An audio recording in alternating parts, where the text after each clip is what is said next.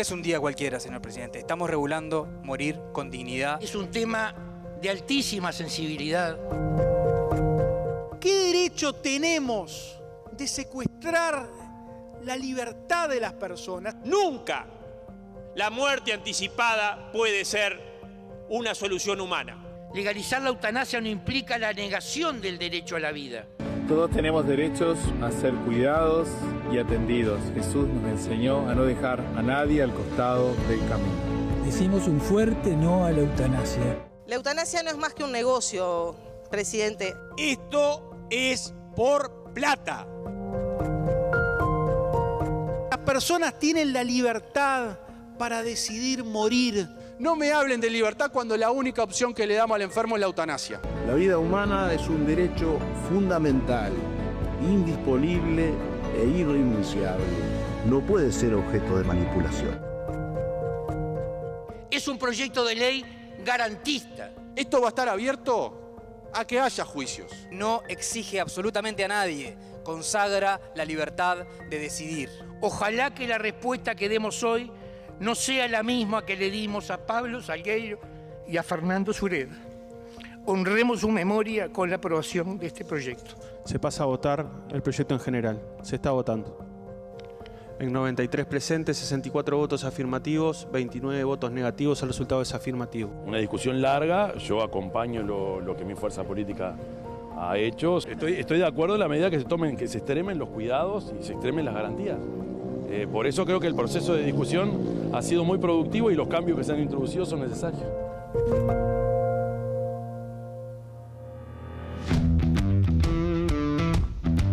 Muy buenas noches para todos, bienvenidos a Todas las Voces por la pantalla de Canal 4. Hoy, como vieron, tenemos un tema mega complicado, porque es difícil hablar de la muerte.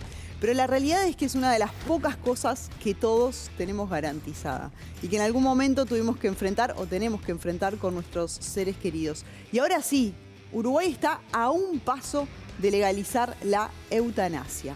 ¿Es un acto supremo de libertad o es un límite que no deberíamos cruzar? Este es el debate y tenemos grandes invitados para poner este tema sobre la mesa en la noche de hoy, así que ya los voy a presentar. Está con nosotros Federico Preve, diputado del Frente Amplio, médico neurólogo y ex integrante del Comité Ejecutivo del Sindicato Médico. Bienvenido, Federico. Muchas gracias por la invitación. Rodrigo Goñi, diputado del Partido Nacional, está ejerciendo su tercer periodo consecutivo como legislador. Bienvenido, Rodrigo. Hola, Viviana. Luis Galo, diputado del Frente Amplio, médico con la especialidad de cirugía pediátrica. Bienvenido. Un gusto. Gabriel Gurméndez, diputado del Partido Colorado, ha ocupado otros cargos públicos como la presidencia de Antel. Bienvenido. Gracias, buenas noches. Julia Calcerano, médica internista, integrante de la Comisión de Bioética y Derechos Humanos del Sindicato Médico del Uruguay. Bienvenida. Gracias. Y Rita Rufó, médica experta en cuidados paliativos, vicepresidenta de la Sociedad Uruguaya de Cuidados Paliativos. Bienvenida, Rita. Muchas gracias. Quiero comenzar un poco pidiéndoles la posición, ¿no?, de cada uno de ustedes sobre este tema, por qué están a favor o en contra de la eutanasia y si es un derecho o no, a su entender. Federico. Bueno, claramente nosotros pensamos que es un derecho humano esencial, la libertad de decidir en un marco de garantías, con definiciones claras como tiene el proyecto de ley. Creemos que esto otorga esa libertad que las personas deben tener y que hoy le estamos negando, sin exigir absolutamente a nadie. Da la posibilidad, permite que diferentes personas que tengan diferentes creencias, diferentes formas de ver la vida, puedan ampararse. Y como está escrito en el proyecto de ley, tiene definiciones claras, no es un derecho que se da sin restricciones, se da en la restricción de una enfermedad que es incurable, que es irreversible, que está causando un sufrimiento insoportable, que está generando un deterioro progresivo y paulatino en la calidad de vida y con un sistema de garantías de dos opiniones independientes, donde se ofrecen los cuidados paliativos y donde si hay algún grado de disenso, además hay una junta médica. Todo esto se regula eliminando el delito y despenalizando, y todo lo que quiera por fuera de esto se sigue penando como hasta el día de hoy. Bien, vamos a hablar después si hay alguno de esos puntos para también ustedes sepan qué es lo que está ahora en blanco, en negro sobre blanco, ¿no? Goñi, su posición. El gran derecho es a vivir. Es el derecho sobre el cual se fundamenta todo lo demás. El derecho a vivir, además, es el fundamento principal del edificio de los derechos humanos. Todos los derechos humanos. Si a ti te quitan la vida, te quitan los demás derechos. Y la legalización de la eutanasia lo que hace es permitirle renunciar al derecho. Cuando tú le permitís renunciar al derecho a la vida, le estás generando una desprotección. ¿Por qué? Porque cuando tú decís a esa persona podés renunciar, le decís primero que su vida vale menos, por eso le estás quitando esa posibilidad de ser protegido siempre. Y además está generando una discriminación, la peor de las discriminaciones, ¿Cuál? de que hay personas que tú vas a proteger la vida en forma incondicional, el Estado no va a permitir que renuncie, y hay otras, las eutanasiables, que tú le decís, sí, tú podés renunciar. Tú podés renunciar, es la antesala de la desprotección y de la discriminación. La legalización, el gran efecto es sobre todas las personas a las cuales se le puede quitar la vida, que al permitirle renunciar al derecho, lo estás desprotegiendo. Por eso los derechos humanos jamás se pueden permitir la renuncia, porque tú lo expones al abuso, a la presión, a la desprotección. Bien, Galo. Yo creo que Federico fue muy claro en que ayer fue un día para nosotros de mucha alegría, porque consagramos un derecho que tiene la persona, que bajo determinadas circunstancias, que después vamos a explicar bien cuáles son esas circunstancias, puede decidir sobre su propia vida. Lo vimos emocionado hasta las lágrimas. Yo soy muy pragmático en esto, no soy tan teórico. Cuando una persona sufre, la ves sufrir, le brindás todo lo que tiene, cuidados paliativos, todo, y esa persona, a pesar de todo eso, tiene el derecho, tenemos que brindarle el derecho a que pueda practicarse la eutanasia con sus seres queridos en el momento que quiere. Y es por eso. Y bueno, y un poco por el trabajo de tantos años, de conocer gente que estaban en las barras, que nos pidieron estar, que nos dieron las cartas para que pudiéramos compartir con los compañeros de la Cámara, con la gente en general. Y bueno, hay momentos que uno se quiebra y me parece que está bien. ¿Méndez? La vida es el derecho consagrado por nuestra Constitución, porque existe antes de la Constitución. Es parte de nuestra condición humana esencial. Es decir, la vida y nuestras libertades y nuestros derechos humanos provienen de que somos seres humanos. Entonces, ese bien es precisamente el bien superior que protege nuestra ley y que protege nuestra ley penal. No se puede renunciar a ella como derecho innato. No podemos renunciar a la libertad y ser esclavos. Aquí, todas las cátedras de Derecho Penal de las 3 universidades que vinieron al Parlamento dijeron que estaban en contra de esta ley precisamente por esto. Y vamos por un camino peligroso, porque más allá de las convicciones profundas de sentir que ese es el sentido del derecho a la vida, no hay derecho a la muerte, no existe el derecho a la muerte, y más allá de estos aspectos principistas, filosóficos, la ley es muy mala. O sea, en términos prácticos, la ley abre caminos complejos. Esta discriminación entre eutanasiables y no eutanasiables, que además en la aplicación del alcance de la ley está muy vaga, porque hay una creencia de que esto es para la enfermedad terminal. Como está redactada la ley, podría aplicarse por una cantidad de enfermedades que no necesariamente suponen la inmediatez de la muerte ni el sufrimiento físico que esté. Se habló de diabetes, de tinnitus, de enfermedades crónicas o psíquicas. Entonces, es un camino tremendo. Tú decías, el límite. ¿Y cuál será el límite? ¿Vendrá después? ¿Dónde ponemos el mojón después de esta aplicación? Lo que se está decidiendo es un mecanismo legal mediante el cual el Estado se mete en este asunto para obligar a matar a ciertas personas. ¿Quiénes son esas ciertas personas? Puede llegar a ser muy peligroso. Y aspectos muy malos de la ley, por ejemplo, la falta de garantías, que esto sí lo quiero decir porque como la ley lamentablemente ya se sancionó en el Parlamento en diputados y queda la tapa del Senado, ojalá se pueda por lo menos mejorar ese aspecto, porque basta que una persona subjetivamente diga que no puede soportar ya más el padecimiento y que consiga de alguna manera 2 médicos para que el procedimiento se ejecute. Imaginemos la cantidad de problemas que van a venir. Una llamada telefónica que te digan, esta persona querida tuya, venía a buscarla porque le aplicamos la ejecución eutanásica. Vamos a ir a varios de esos puntos. Galo pedía la palabra. Termino la ronda y vuelvo contigo. Julia. Sí. Bueno, yo creo que en realidad ayer fue un día para festejar porque ganaron los derechos humanos. Los derechos humanos tienen que ver con la autonomía, con la dignidad y con la libertad. Y en realidad, cuando me dicen el derecho a la vida, hay que ver, la vida tiene que ser digna y la muerte tiene que ser digna. Entonces, estamos hablando de derechos humanos que en la Constitución están implantados en el 48, los derechos de los pacientes en el 2008. Digo, a ver, esto es derecho, nadie va a matar a nadie. Es qué le pasa a ese paciente. Después lo vamos a discutir. Pero digo, cuando yo los escucho, digo, y cuando escucha a la gente, uno no puede no presentarse solo y no decir que no es cierto lo que están diciendo. Es una manera de ver las cosas, pero una manera bien entreverada, como para mezclar. Por eso, esto tiene que ver con la voluntad y qué tipo de vida queremos decirle a esa gente que viva. Hay una vida que no es vida para la gente que está sufriendo en esas condiciones. Y es una decisión de la persona. Y eso es dignidad humana. ¿Está bien? Vamos a ir a algunos puntos de la ley. Rita.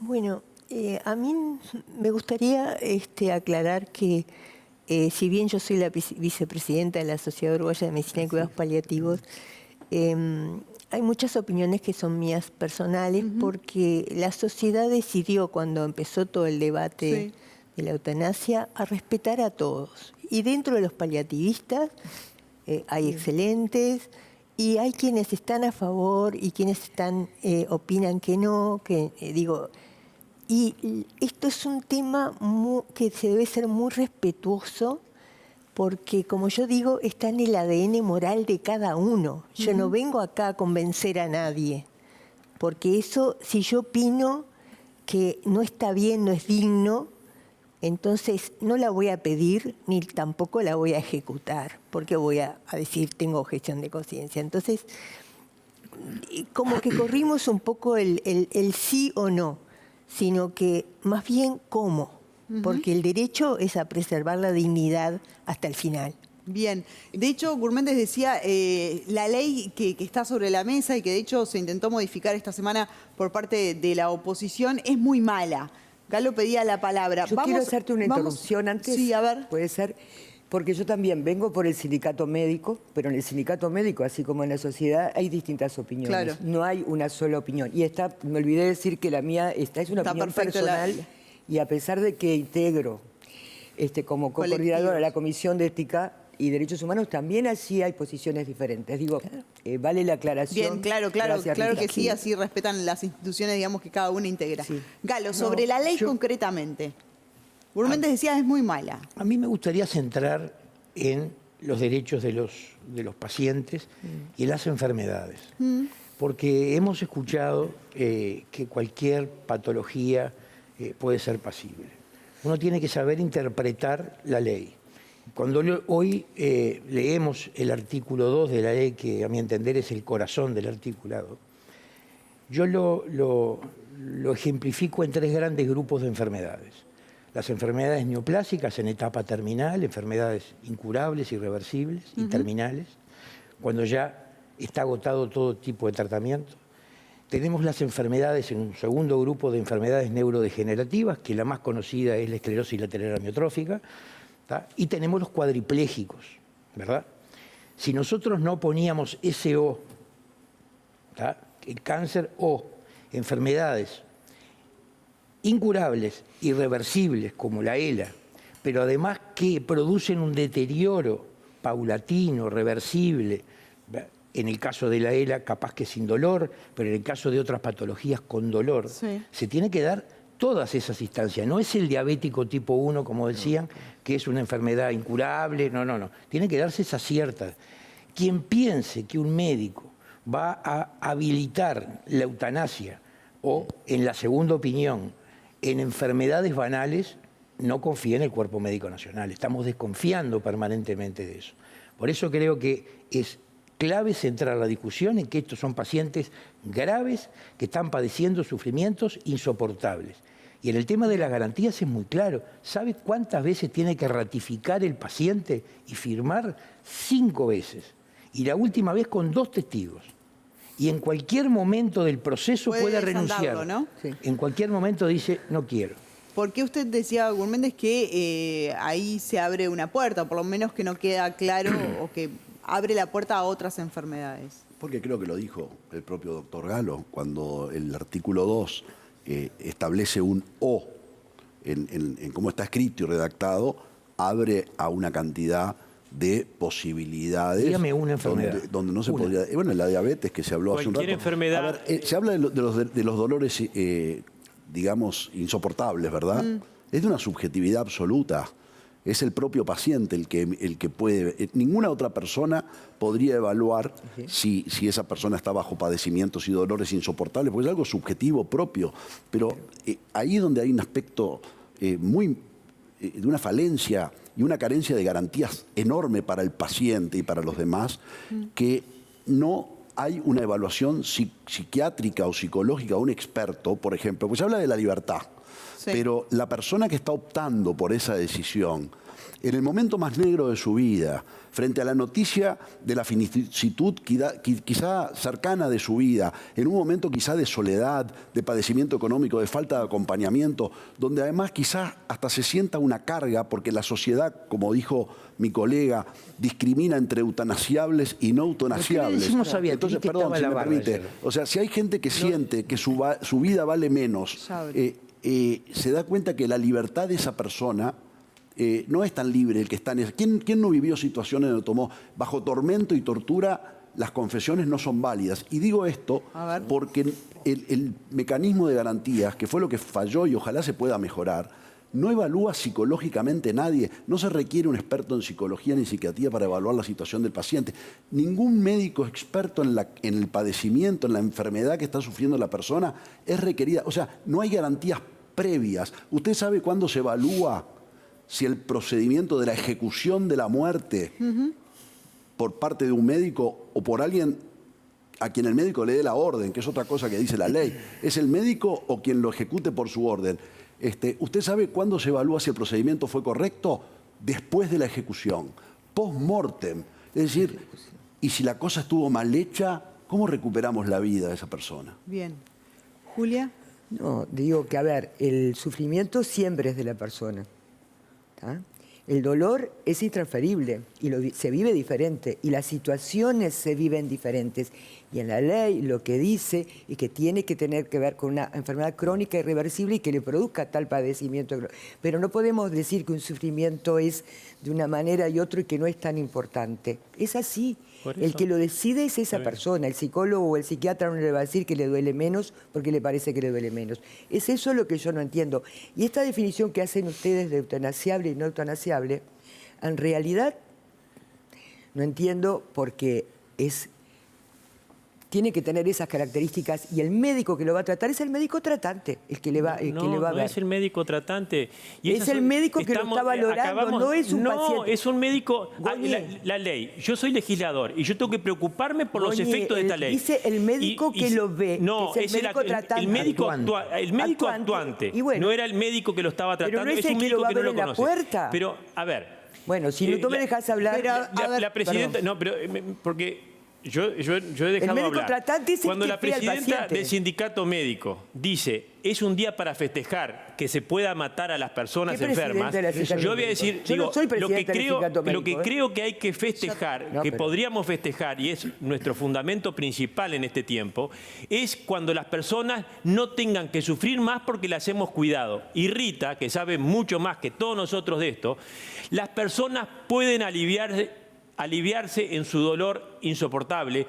Para eso están los cuidados paliativos. Y hoy la mitad de los uruguayos que necesitan de cuidados paliativos no los tienen, están sufriendo en forma insoportable. Y acá la doctora nos dice es un día para festejar porque les vamos a poder quitar la vida. Realmente a mí me preocupa porque ese va a ser el efecto. Si la doctora dice es para festejar que le vamos a poder quitar la vida a mucha gente que por no habérsele dado el alivio, porque eso es lo que va a pasar en la realidad. Uno no puede ser teórico. El doctor Galo dice seamos prácticos. ¿Cuál es lo práctico? Y que me desmienta la doctora Rita, que sabe bien de esto. La mitad de los pacientes que necesitan hoy el alivio y pueden tenerlo si tienen cuidados paliativos, no acceden a ello. Entonces, lo que se hace con la ley es a esas personas que no se les dio el alivio, se les va a quitar la vida y la doctora dice es un día para festejar. Primera cosa, tenemos que porque las preocuparnos. cosas, como todo, Goñi lo saca de contexto. Primero, soy médica, no soy presidenta del sindicato médico, dije que era mi opinión personal, aclaré que los médicos todos tenemos posiciones distintas, no, porque las cosas hay que ponerle contexto. Para festejar dijiste. No, pero a mí mi realmente opinión personal, lo que estoy diciendo es que tú me adjudicaste... Debería festejar cuando las personas que sufren no tengan más dolor y que no tengan más dolor cuando se les alivie, no porque se las maten. Nadie no es para las va a festejar matar, es una decisión. las vidas de la son siempre dignas. Para ti, doctora, no son dignas. Hay vidas que no son dignas. Para mí son dignas toda la vida, hasta el último momento. Y la ley de derechos de usuario que se votó en el 2008... Así contigo no se puede. Porque no escuchás y creás un relato que no es. No estás escuchando. Dijiste que era para festejar que podamos matar a los pacientes. Vamos a dejar que responda, por favor. Estamos hablando de la situación de cada uno y qué es lo que le parece. Sí, claro que festejo que se haya discutido en democracia. No, que se haya aprobado. Dijiste que se van a poder matar los enfermos y tú estás festejando. No estamos diciendo eso. Realmente es muy preocupante. Tus palabras. Es muy preocupante. No, es preocupante que me preocupe que la gente tenga una muerte digna. A mí me preocupa que tú quieras que la gente muera mal. Bien, Federico. No, yo creo que se han dicho un par de disparates y que creo que hay que poner el eje en dónde está. ¿Cuál es el disparate? Acá se han dicho algunos disparates. Decí cuál es el disparate. Bien, vamos a... ¿Cuál es el disparate? No te pongas agresivo. Para decir disparate, yo te dejé si tú vas a acusar de disparate, te estoy pidiendo yo en este diálogo cuál es el disparate. Yo voy a decir lo que dice la ley. la palabra diabetes. La ley habla de enfermedades irreversibles que no tienen cura y tiene una condición objetiva, que es donde la ciencia médica ya no puede hacer más nada para curar ni para aliviar. Después, como es una ley que otorga un derecho a poder morir con dignidad según el saber y entender la trayectoria de vida, la religión y las creencias de la persona, tiene una condición subjetiva que es el sufrimiento insoportable. No tiene por qué ser dolor. Puede ser que se asfixia todos los días con su propia flema o que no puede expectorar, o puede ser que esa situación es indigna. Para esa persona, ¿por qué le vamos a imponer nosotros nuestra moral a otro? No, es la condición objetiva de la enfermedad que no tiene vuelta atrás. O sea, que se debate entre morir sufriendo, según su entender, o morir con dignidad, que es lo que nosotros queremos. Adelantar ese proceso es el fin de la subjetividad. Claro que tiene un componente subjetivo, tiene que estar atado al componente objetivo y científico. Y además que esto está enlazado con un deterioro progresivo y paulatino de calidad de vida. Por lo tanto, acá no hay ni diabetes, ni tinnitus, ni ningún tipo de enfermedad crónica. Además, eso es bastardear al colectivo médico y además infantilizar y subestimar la capacidad de decidir de las personas cuando son los que están en el cuerpo sufriendo. Yo no entiendo cómo nosotros nos arrogamos a negarle el derecho al que está sufriendo. Además, voy a decir otra cosa, este sistema de garantías propuesto de dos profesionales con una eventual junta médica es un sistema que tiene en Bélgica y en Holanda más de 20 años de aplicación y cero profesional procesado. Es un sistema que desde el punto de vista empírico ha demostrado que da garantías suficientes. ¿Sabe por qué, Viviana? Después quiere saber por qué. Porque ¿qué se van a denunciar los propios médicos? Si son los que le quitan la vida, van a denunciarse. Yo le quité la vida incorrectamente. No ataques al colectivo médico. Vamos a ir ahora al tema médico, porque también está la objeción de conciencia. Habla toda la verdad, no la mitad. Seré breve, 3 cositas que quiero decir. La ciencia médica, evidentemente, aquí hay médicos, optó por mantener una tradición de más de 2000 años de lo que era la vocación del médico. Lo que se llama el juramento de hipocrático. Ya nos juramos a los dioses. Que dice especialmente que un médico jamás administrará un veneno para matar a su paciente. Porque ya nos juramos a Apolo ni a los dioses. El contrato moral que tiene el paciente con un médico es esa sensación. Yo vengo de una familia de médicos por todos lados, mis parientes políticos, mis abuelos. El médico tiene esa vocación de sanar, de aliviar, eventualmente de curar, de acompañar, nunca el de dar la muerte. De acompañar a buen morir, es casi una traición de acompañar a la confianza pero no matarlo, ética no del quitarle la paciente vida. que se lo va a matar. Bien, Pero no le quité la vida. Creo que es otra dimensión. Sí. Los cuidados paliativos. Es la dimensión del paciente, no la mía. Está demostrado, lo matás tú. y hay experiencia en el Uruguay, seguramente nos pueda hablar más la doctora, pero en el 95% de los casos personas que habían solicitado la anticipación de la muerte, una vez que son sometidos al cuidado paliativo, al acompañamiento psicológico, terapéutico, emocional, el que fuera, revierten su decisión, el 95%. Quiero ir con eso, Rita, pero hay un tema ¿qué es la que social de son? injusticia muy grave. A ver, ¿por qué? Que el cuidado paliativo no acceden todos los uruguayos. Bueno, a él. ese es y un acceden, punto. los del interior no acceden de la misma manera, los que tienen plata y los que no tienen plata. Entonces, vamos a ver una situación de gran inequidad social. Los que tienen donde plata hoy se van a Suiza. Los que tienen plata hoy se van a Suiza. Van a morir más pobres por se van a Suiza con $50.000 y se aplican eutanasia. ¿Qué me decís de inequidad? Por favor. Vamos a ver Es aberrante. esas personas que son sometidas Aberrante es matar. a la Aberrante es quitar la vida. Para ti, Rodrigo, Respetame respetá mi visión. Está claramente que pero no, lo que pasa es que tú no respetás al que piensa distinto. Está claro. Yo respeto que Yo vos, tengo que para defender mi vos, postura, que la definas tu vida. moral. Mi moral la defino yo y no tú. Quiero defender la vida que tú quieres quitar. Yo quiero defender la muerte digna de las personas que vos querés obligar a torturar, a morir indignamente. Sí, claro. el alivio sí, que tú no claro. se lo querés dar. Vivir con una tortura es lo que tú querés obligar a la gente. Tú lo que querés que sigan sufriendo para quitarle la vida por favor, después. los dos así nos ordenamos. Va a haber una gran inequidad. A mí lo que me parece inequidad, por favor. Va a haber injusticia e inequidad social. Una de las cosas que yo alerto, que los efectos de esta ley van a ser muy malos, por ejemplo, cuando empezamos a advertir que los que mueren son los más pobres, los más débiles, los más vulnerables, los que están más lejos de Montevideo. A mí Eso me es política del miedo. Una carga de su familia. Quedó claro. A mí, Viviana, me parece que el debate en estos términos no conduce a nada. No conduce absolutamente a nada. En el Parlamento fue más tranquilo. Anoche estuvimos 15 horas debatiendo, creo que con nivel, donde nos escuchábamos. Entonces pretendo que ante el gran público nos escuchemos. Está claro, me parece... Yo lo que digo es lo siguiente. A ver. ¿Qué respuesta? Concreto, porque hay que ser concreto, porque de teoría estamos cansados. Atrás de la teoría de este programa hay gente que está sufriendo hace tiempo esperando esta ley. ¿Qué le decimos a Beatriz Gelós que estuve ayer en Las Barras? Que escucharon la carta que me mandó. ¿Qué le decimos? Luis. Que tiene los mejores cuidados paliativos del Uruguay. Y que a pesar de ello, ella quiere tener la ley ¿para qué?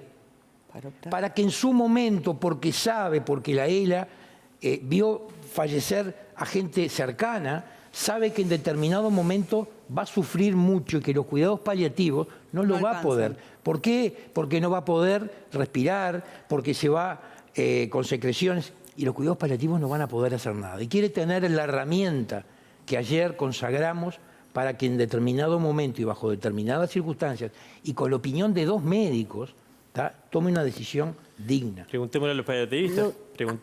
Quiero ir con Rita. ¿Qué hace Rita con Beatriz? Ahí está. Pero con también Beatriz, me parece interesante poner una cosa, porque siempre que hablamos de eutanasia surge el tema cuidados paliativos, siempre surge la misma necesidad y es que no todo el mundo accede, lo cual pasan los años y seguimos sin garantizarlo, que la gente acceda a los cuidados paliativos.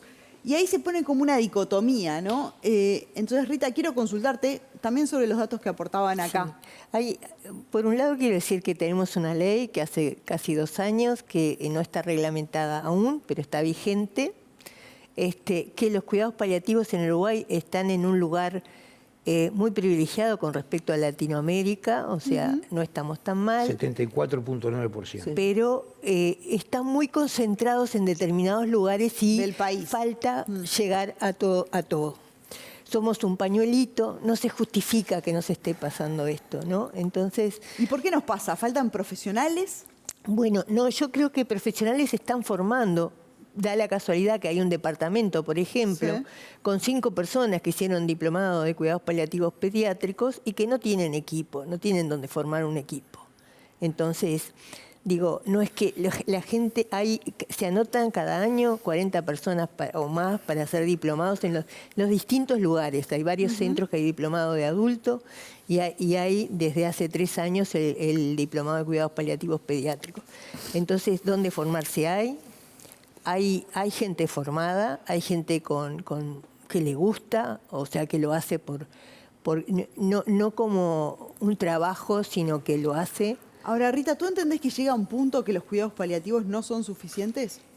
Puede pasar. O sea, como paliativista yo no puedo negar que porque la falta de respiración, los síntomas, yo sé que son manejables, pero el sufrimiento que es subjetivo de la persona, cuando la persona pierde el sentido de vivir, porque estamos hablando de dos situaciones muy dramáticas, el que queda cuadripléjico y la persona con ELA, una persona que hace 2 meses, 3 meses, 4 meses estaba activo, trabajando y ahora se encuentra postado en la cama sabiendo que va a morir. Entonces, digo, hay un sufrimiento en el cual tenemos que ser respetuosos y no podemos decir que por arte de magia lo vamos a sacar. Bien. No, vamos a acompañar, vamos a cuidar y vamos a aliviar. Pero yo entiendo lo que ellos dicen, o sea, que tenga el acceso, que se garantice el acceso. Sí. Y no son contradictorios, que eso venía tu pregunta por ahí. Eso es lo que quería decir. Una de las propuestas de anoche fue que hicimos, la firmé yo, y los señores no la votaron, fue posponer, en el caso que se apruebe la ley, posponer su entrada en vigor hasta tanto todos los uruguayos, todos que necesiten el alivio lo tengan. Es una razón y un elemento de elemental justicia. ¿Por qué? Porque si no vamos a estar ofreciendo la muerte y no ofreciendo la solución, ¿a quién? Y en eso sí, es indiscutible lo que dice Gabriel. A los más pobres, a los que menos recursos tienen. Entonces, vamos a estar provocando muertes evitables por no darle el alivio. Y eso, Rita lo puede corroborar, de que de 10 personas que piden la muerte anticipada, después que tienen los cuidados paliativos, el 90 y pico por ciento revierte. Entonces, hay un 5%. Hay un 5%. Sí, hay un 5%. La ley no está hecha para eso, Luis. Una cosa es el síntoma deseo de adelantar la muerte. Sí. No es lo mismo que pedir eutanasia. Okay. O sea, un paciente puede en algún momento plantear el deseo de adelantar la muerte y generalmente los cuidados paliativos, como saben manejar la situación, saben acompañar al paciente, saben explicar y saben buscar soluciones, las pueden resolver. Otra cosa es cuando pide eutanasia, ¿no? Ahí estamos hablando de una situación, de un síntoma que digamos refractario, así como cuando ponemos sedación paliativa en un paciente que se está muriendo es porque tiene un síntoma que no lo podemos tratar de otra manera. Bueno, esto sería un síntoma refractario en muy contadas situaciones. Exacto, bien, eso es verdad. Muy Federico, y voy contigo, Julia. Yo como persona de ciencia me gusta manejar la evidencia. La evidencia hoy en el mundo dice que en Estados Unidos, donde hay 11 estados que está regulada la eutanasia, los 2 sistemas de mejores cuidados paliativos están en Oregon y en Washington, donde está regulada la eutanasia. Por lo tanto, contraponer una cosa con la otra no tiene ningún sentido, porque además en Oregon, por ejemplo, el 91% de las personas que solicitan eutanasia pasaron por cuidados paliativos de calidad. Si vamos a Europa, de los 5 sistemas mejores cuidados paliativos, hay 3 países como Luxemburgo, Países Bajos y Bélgica, que son los que tienen mejores sistemas de cuidados paliativos, en donde está regulada la eutanasia. En Bélgica, por ejemplo, el 85% de las personas que solicitan eutanasia pasaron por cuidados paliativos de calidad. Además, por poner el ejemplo exclusivo de Bélgica, 2002, ley de cuidados paliativos, 2003, ley de eutanasia. Se plantearon en el mismo momento, se desarrollaron en conjunto y tienen sistemas de cuidados paliativos de altísima calidad. Por lo tanto, que decir que por esto se va a detener el desarrollo del Uruguay, que tiene un sistema de cuidados paliativos que pasamos de un 40% de cobertura hace más de 10 años a un 75% ahora y que vamos a seguir adelantando con esto, cuidados al final de la vida, porque además, como profesionales médicos, nosotros vamos a seguir ofreciendo todo, pero hay veces que tenemos que ayudar a bien morir cuando el paciente así lo determina. Entonces, nosotros vamos a seguir ofreciendo todo. Esto no me cabe en duda que va a potenciar los cuidados paliativos. Lo ha hecho en estos años. Nunca se habló tanto públicamente de cuidados paliativos. La ley de cuidados paliativos surge a partir del proyecto de ley de eutanasia y está bien que así sea, porque son cuidados al final de la vida, para quienes lo entendemos como complementarios. Quienes están en contra, muchas veces justamente usan Bélgica también para decir cómo ha ido aumentando, ¿no? Los casos de eutanasia. Tengo los datos. Está bueno, y cómo eso ha abierto otras puertas, ¿no? Digo, porque también es un argumento. Tengo los datos. Está bueno saber, está bueno que, porque números. Bueno, entre el 3 y el 5% de las muertes son por eutanasia en los países que se aplica. Quiere decir que acá en Uruguay, y es bueno que toda la sociedad lo sepa, vamos a tener aproximadamente 1000 muertos por eutanasia, con lo cual se va a convertir la eutanasia en la muerte, en la principal muerte violenta del país. Es un número de que... ¿Cómo podés asegurar que 1000? Yo quiero ¿Cómo podés asegurar que es la voluntad del paciente? Yo quiero contestar una cosa. Si pasa, porque uno tiene que, como lo que no hizo este Parlamento lo hace en otros parlamentos. Evalúan qué pasa en otros países. ¿Querés? Te lo digo. Como me decía hoy un funcionario que cuando entré al Palacio, decirle a Preve que cuando tengamos toda la cobertura de cuidados paliativos que empieza a nombrar países de otros lados del mundo, ahí sí venga a traer la eutanasia. Un funcionario me dijo. Y es lo que estamos pidiendo. Preve, cuando tú como médico asegures a tus pacientes que le das a todos los cuidados paliativos, recién podremos hablar de eutanasia. ¿Qué fue lo que yo pedí? Yo no le respeto ¿Por qué? Porque tú vas a terminar matando pacientes por no haberlos aliviado. Y eso sí es aberrante. Los pacientes, eso es aberrante. Las personas mueren porque tienen cáncer. Las personas mueren porque tienen ELA. Las personas mueren porque tienen patologías pulmonares, cardíacas, neurológicas Luis, ¿le vas a anticipar la muerte? Las personas mueren porque tienen una circunstancia de vida con una libertad condicionada. Y eso no me la podés negar, Luis. Cuando me estabas acusando de disparates, no te interrumpí, Rodrigo. Por favor, Entonces, estas personas, lo que yo digo es, este 3 a 5%, que además es culturalmente muy difícil de determinar. De hecho, en 2 regiones distintas de Bélgica se comportan en porcentajes distintos porque la cuestión cultural de la subjetividad, de las creencias, tiene mucho que ver con esto de el derecho a poder morir autónomamente con dignidad.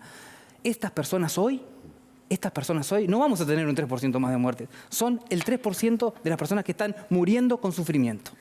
Julia. No, yo quería decir algo que se repitió, pero bueno, para que quede más claro. No hay contraposición entre la ley de cuidados paliativos y la ley de eutanasia. Es más, Rita se debe acordar, porque cuando nosotros en el sindicato empezamos en el 2020 a estudiar el tema, porque el diputado Pepe Pasquet había presentado su proyecto al Parlamento, nos llamamos a la gente de cuidados paliativos, nos juntamos con ellos y a partir de ahí se le dio un impulso a la ley de cuidados paliativos. Yo creo que son para etapas diferentes, porque si no parece que estamos peleados por algo. No, las personas pasan por distintas etapas y hay personas que siguen, y tú lo dijiste muy bien, Rita, hay personas que pasan por cuidados paliativos y hay unas pocas que piden eutanasia. Para eso es esta ley, es para la gente que no puede soportar. Pero no son para etapas diferentes. Son etapas diferentes. Eso no es el cuidado paliativo que yo aprendí de Rita. Me acuerdo clarito cuando, creo que fue el 20 de marzo, OPE presenta el proyecto de él de eutanasia. Al otro día tenía a Rita y a 2 compañeras más sentadas en mi despacho redactando el proyecto que después se hizo ley de cuidados paliativos. Y eso no quiere decir que estemos en contra de los cuidados paliativos. Bien. Tenemos que hacer una tanda. Hay varios temas que también se tocaron y que quiero profundizar. Uno es el tema de la confianza en el sistema, porque siento que en algunos argumentos deja allí sobre la mesa una desconfianza. Y ayer se planteó en varias ocasiones el tema de lo económico, de que esto es por plata. Entonces quiero entrar en ese tema para que también a todos nos quede clara. Son aristas polémicas. Breve tanda y ya sigue todas las voces.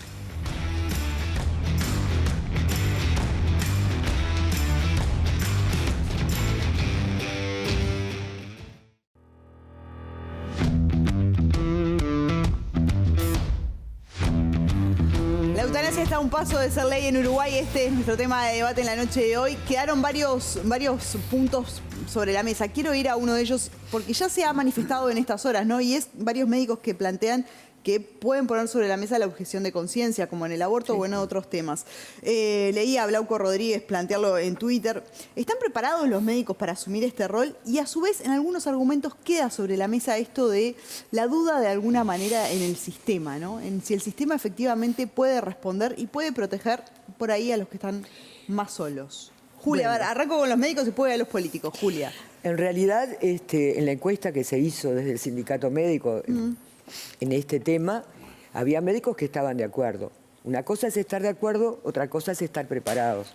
Sin duda que va a ser re importante qué va a pasar con el decreto, digamos. Claro. Pero a su vez, desde el sindicato fue que planteamos a ese proyecto que se había dado que teníamos que poner lo de la objeción de conciencia, porque ¿para qué? Para respetar también la libertad de los médicos. Claro. Porque hay médicos que así como no practican abortos, va a haber médicos por sus creencias religiosas, morales, culturales o por sus propias creencias. Puede haber médicos que no quieran y va a haber médicos que no quieran apoyar a un paciente que quiera la eutanasia. Por eso es la libertad y a raíz de ahí es que se pide cambiar algunas cuestiones como del código del Colegio Médico, del Código de Ética del Colegio Médico, el artículo 46. ¿Por qué? Para darle la libertad. Entonces, hay que ver qué es lo que pasa. Bien. Para modificar el Código de Ética Médica y transformarlo en ley en el pasado, hubo una discusión previa de los médicos, una consulta en la que se estableció al 100% de los médicos para establecer que, y precisamente se estableció que la eutanasia no era un procedimiento ético aceptable por la comunidad médica, y recién después que se pronunció se transformó en ley. Ahora estamos haciendo el procedimiento al revés. Sí. Y ahí es donde yo siento que se hablaba de desconfianza del sistema.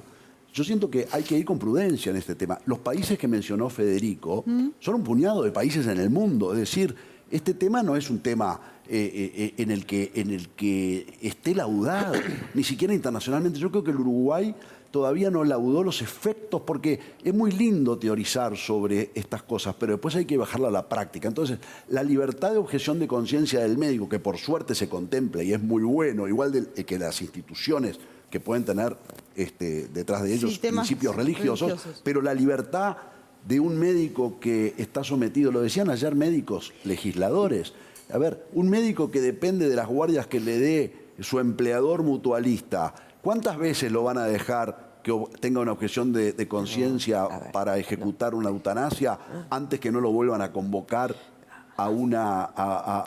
¿En cuánto se va a ver afectada?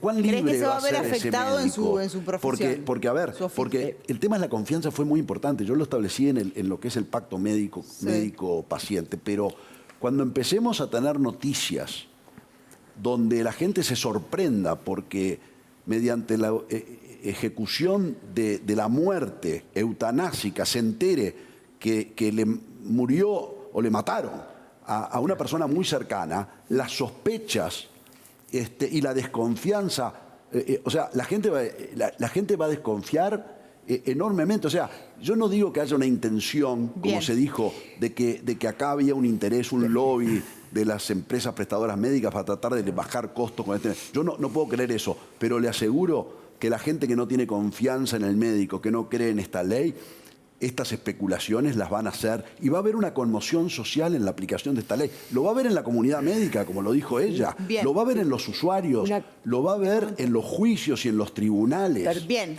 Una cosa, perdón, la objeción de conciencia también es para todo el equipo de salud que intervenga, ¿no? Porque hablamos de los médicos. No solo los médicos. No solo los médicos. Yo la verdad que el terror que se está implementando, digo, yo la verdad que no lo veo, con mucho respeto lo digo, creo que no veo ese estado de indefinición. Ojalá que no. Pero estoy convencido que no, porque confío mucho en el Cuerpo Médico Nacional, porque además la ley es muy clara, que los pacientes tienen la capacidad, esto decimos que es un derecho. Dale, una pregunta. Sí. Un médico recién egresado de la facultad hace 3 meses, ¿podría dar el consentimiento? 2 médicos recién egresados de la facultad de hace 3 meses.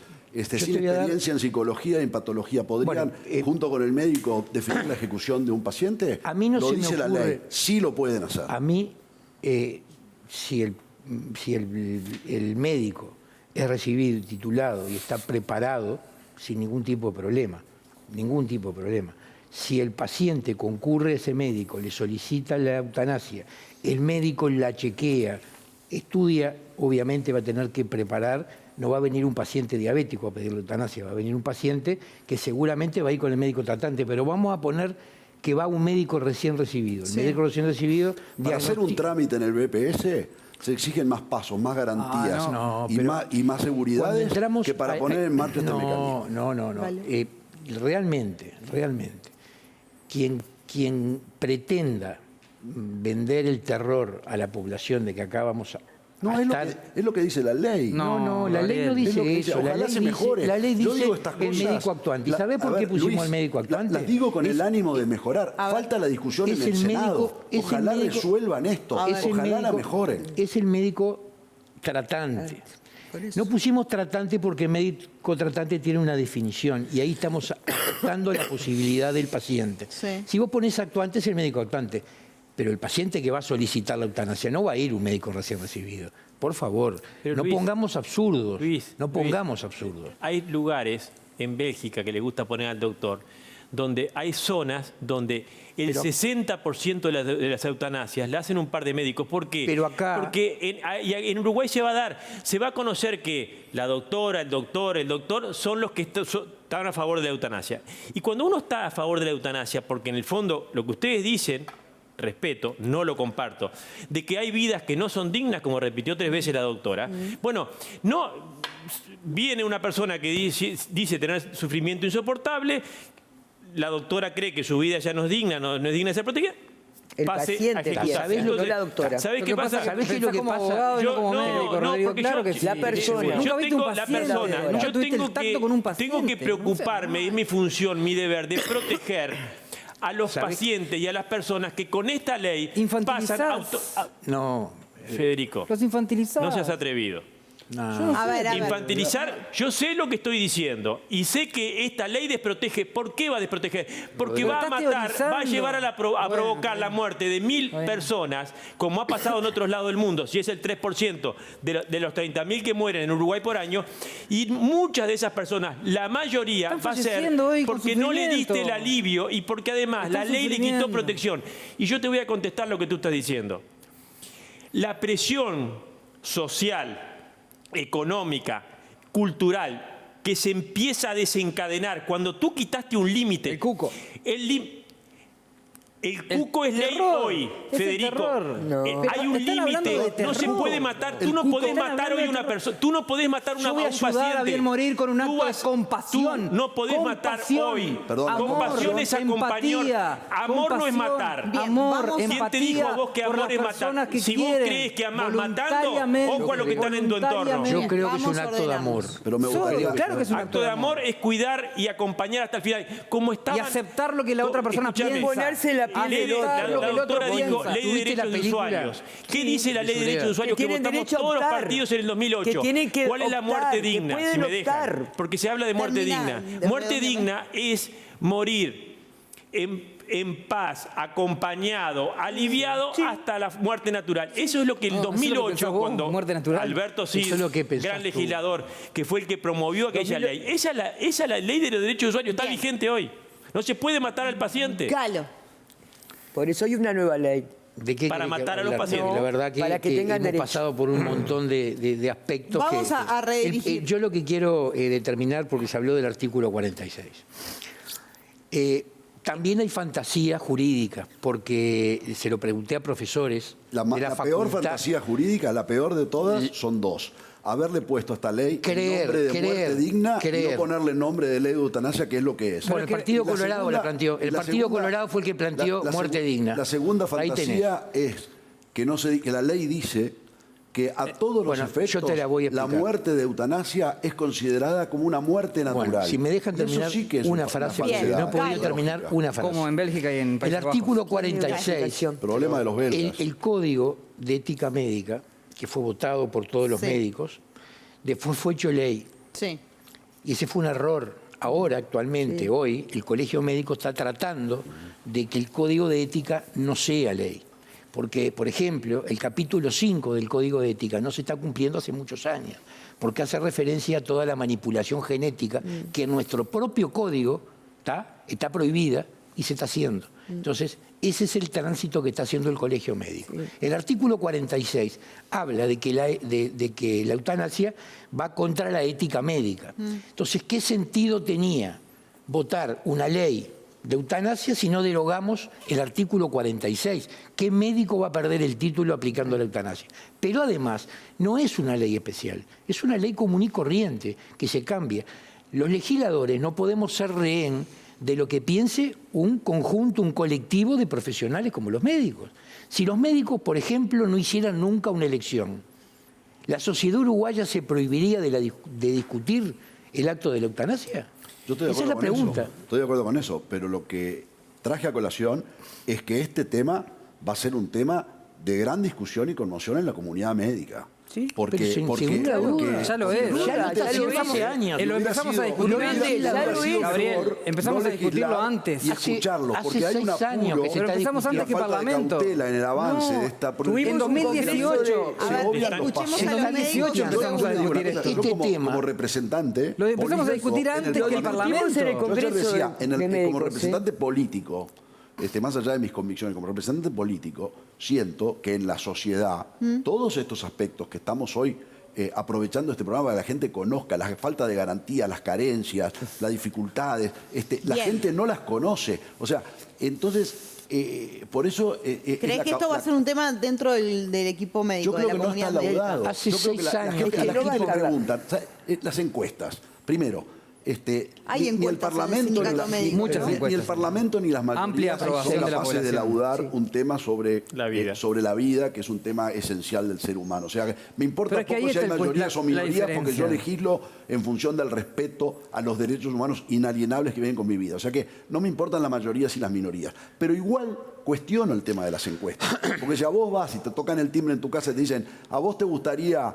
morir libremente, morir en paz y tener una vida digna? A ver, ¿quién lo va a Bueno, pero cuando uno le explica los procedimientos, la falta de garantías, las dificultades, los problemas económicos. Entiendo, pero ¿qué crees entonces? ¿Que esto se tendría que haber discernido por un plebiscito, por ejemplo? Y sí. Bueno, por lo menos la discusión, creo que muchas personas ahí están capaz escuchando hoy. Ahí capaz que a mí me parece que muchas personas que votos, están escuchando ¿Por qué no se hizo, Luis?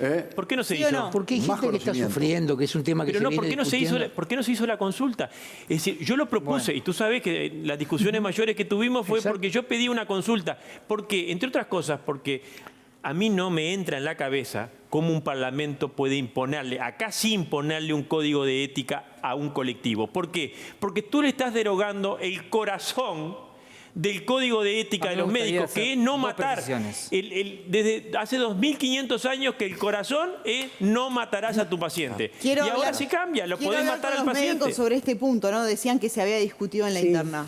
El código de ética fue votado a tapa cerrada, todo el articulado. No es que artículo por artículo. Eso es el primer punto. Segundo punto, el artículo 46 y el artículo 48 son inconsistentes en el 46 y el 48. El 48 dice que el médico ayudará a bien morir a sus pacientes y acompañará en las circunstancias que el paciente determine.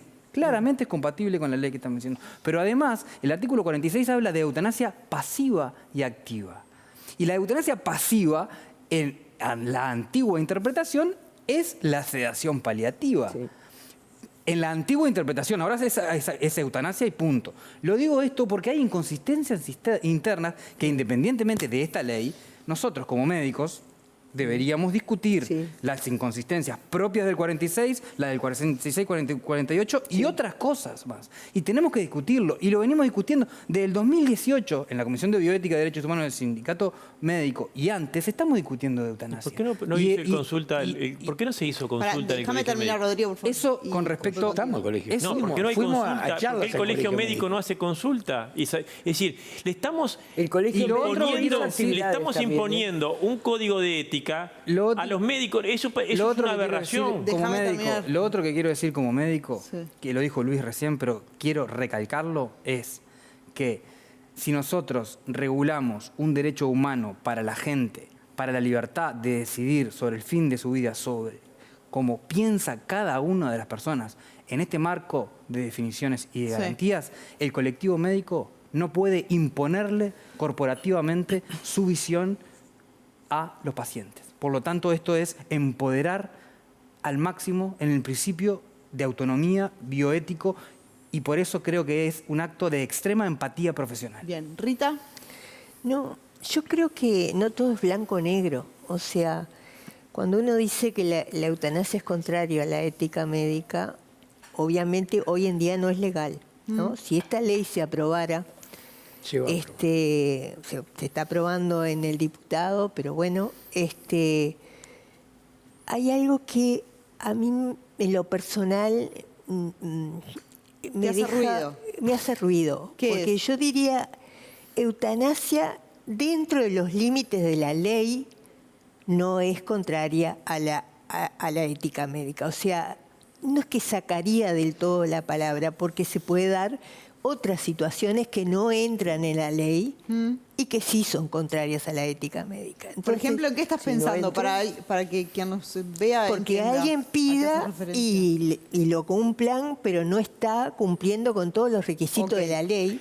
Eso sería eutanasia. Pero para eso que está diciendo Rita, creamos un mecanismo de control para que la gente sepa, después del procedimiento de la eutanasia, toda esa documentación va al Ministerio de Salud Pública, donde se crea una comisión que la va a presidir el Ministerio de Salud Pública, donde van a haber integrantes del Colegio Médico, del Instituto Nacional de Derechos Humanos y de la UDELAR. Serán abogados, serán médicos, verá el Ministerio o la reglamentación quién lo determinará. Donde se revisa, después que está muerto. Donde se revisa, después que está muerta la persona.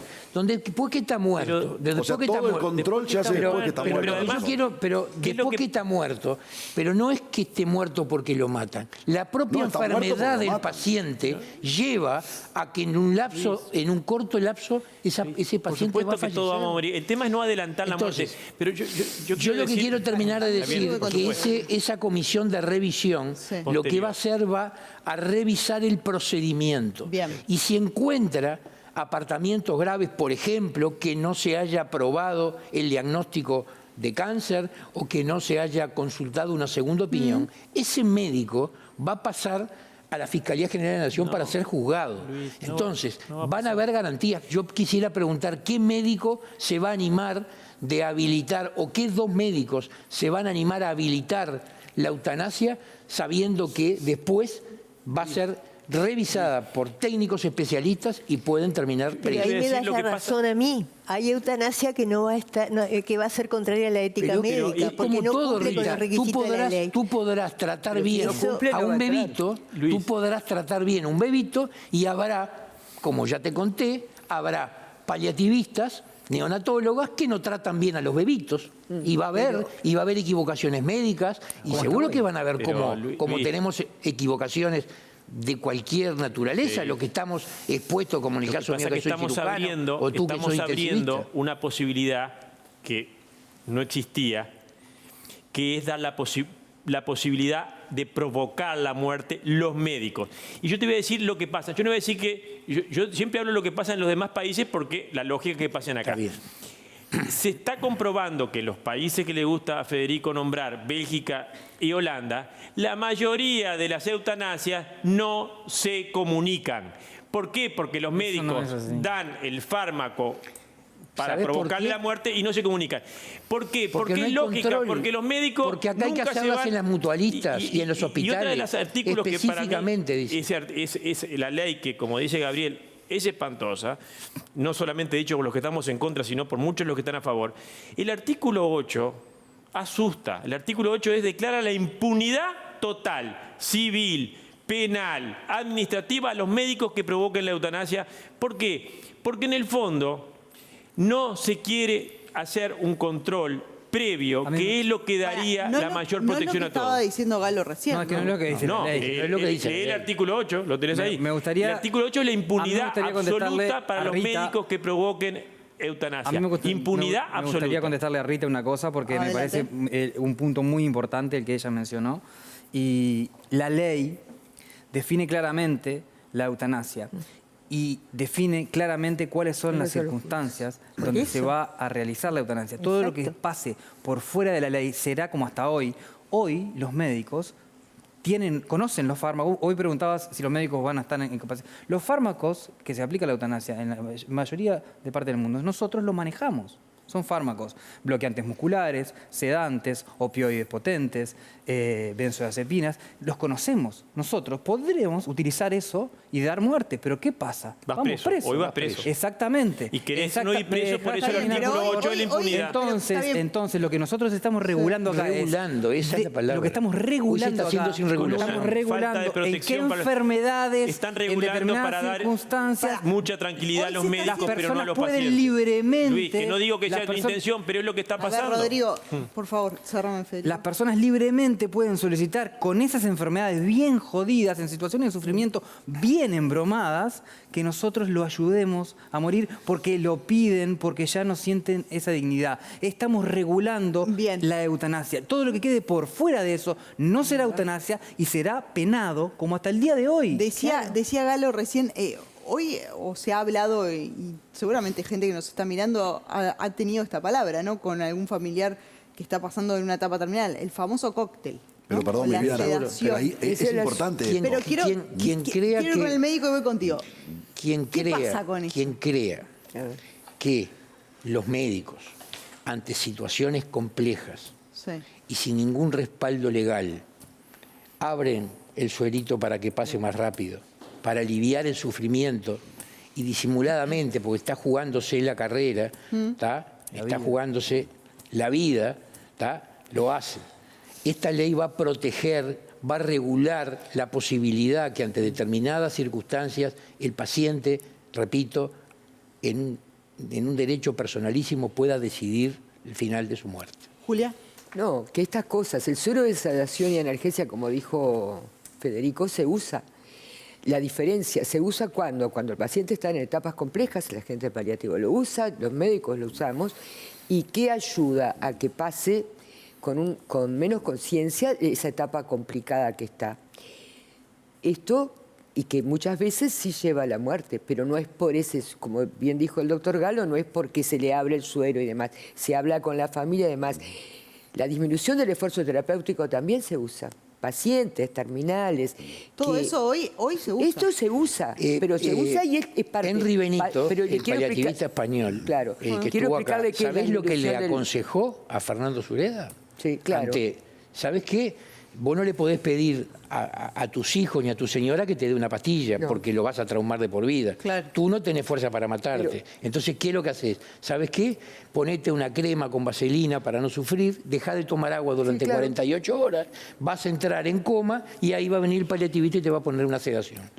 Ese es el final de un paciente sufriendo. Lo que yo digo que estas cosas, la diferencia es que la decisión no es del paciente. Hay una paliativista, pero eso sí que no se puede aceptar nunca. Voy con Rita, pero todos los médicos estamos enfrentados a esto. ¿Sabés, doctor? ¿Viste la película? La decisión no es del paciente, Hay otra puerta sino del ahí. equipo médico. Entonces digo, esto es lo importante y saber qué pasa eso. Rita, sobre esto que decía Galo. Bueno, yo creo que, a ver, no se puede tratar con desprecio una sedación paliativa cuando esto está muy bien estudiado, está muy bien indicado, tiene protocolos.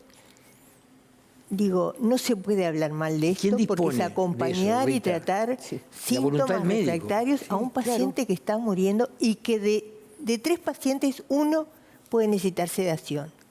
Otros entran en coma y pueden fallecer, porque a veces nos dicen, no, va a morir así o va a morir así. Digo, el paciente entra en coma y fallece y no necesita sedación. O sea, no son todos. Y los que necesitan sedación es porque está indicada, es una indicación. ¿Está? Digo, no mata porque las dosis que ponemos no son para matar, y eso hay que dejarlo bien claro, porque acá hay mucha gente mirando este programa y no se pueden decir esas cosas. Cosas que no son, no van. Bien. Es cierto que hay como una escalada resbaladiza en cuanto a conceptos que a lo largo de la historia fueron cambiando y que lo que antes no se toleraba se fue como viendo ¿no? Como ahora, bueno, ven que la eutanasia tiene su lugar. Yo esto es un nuevo camino. Sigo siempre en la teoría. Vamos a lo concreto. ¿Qué le decimos a Pablo? ¿Qué le decimos a Pablo? Que hace 3 años que está inmóvil con una ataxia cerebelosa, que está pidiendo todos los días. Estaba explicando Rita y no la hicimos. Yo le pregunto, pero es la que más sabe de alivio. Porque bueno, tal vez, capaz que yo Rita, cerrame, por favor, me tengo que ir. Nada más. Simplemente, por ejemplo, cuando se aprobó la eutanasia en Holanda, a los 4 años aprobaron la eutanasia en niños. O sea, que hay cosas que se van a empezar a tolerar de otra manera, a ver de otra manera, y estaremos hablando de otros caminos. Entonces, sin duda es un gran tema, es un tema bien complicado, como decíamos al principio, tiene muchos componentes y al que todos de alguna manera nos vamos a enfrentar, eso es inevitable. Les agradezco mucho a los 6 por habernos acompañado la noche de hoy, a todos ustedes por estar del otro lado. Perdón que me quedaron sin comentario final, pero nos tenemos que ir. Buen fin de semana para todos. Chau, chau, hasta el próximo viernes.